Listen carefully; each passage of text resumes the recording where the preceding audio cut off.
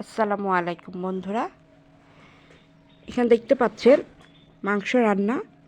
এটি পোলট্রির মাংস রান্না করা হয়েছে। চলুন দেখা যাক। প্রথমত আমি একটি কড়াইতে হাফ কাপের মতন তেল দিয়ে দিচ্ছি।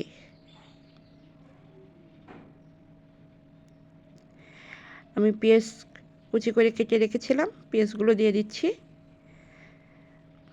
এটা কিছু সময়ের জন্য ভেজে নিতে হবে। খেয়াল রাখতে হবে যাতে পুড়ে না যায়। এখানে একটা তেজপাতাকে কয়েক টুকরো করে দিয়েছি এবং 3-4টা ডাল দিয়ে দিচ্ছি।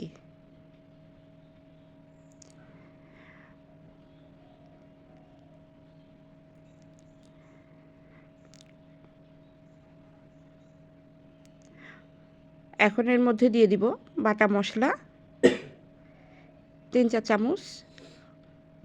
এখানে আমি পেঁয়াজ, রসুন, আদা, শুকনা মরিচ, আস্ত ধনিয়া, জিরা এবং এলাচ ফল দিয়ে গোলমরিচ দিয়ে ব্লেন্ডার করে নিয়েছি। এটাকে কিছু সময় ভেজে নিব।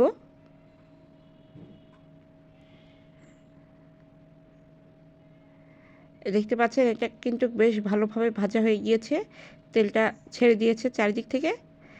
এখানে আমি সামান্য পানি দিব যাতে মশলাটা পুড়ে না যায়।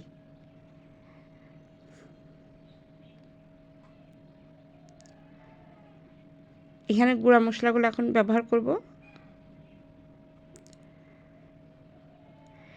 2 চা চামচ লবণ দিয়ে দিলাম।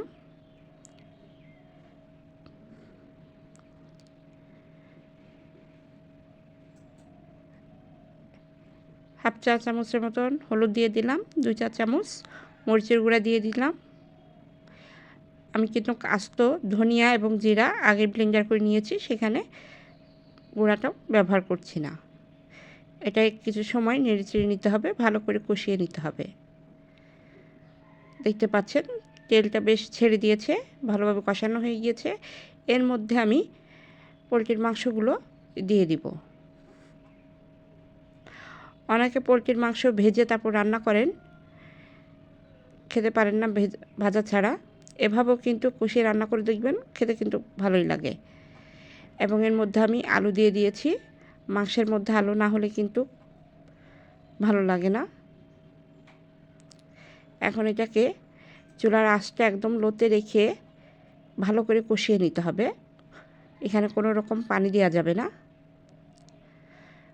বারবার নেড়েচেড়ে নিতে হবে।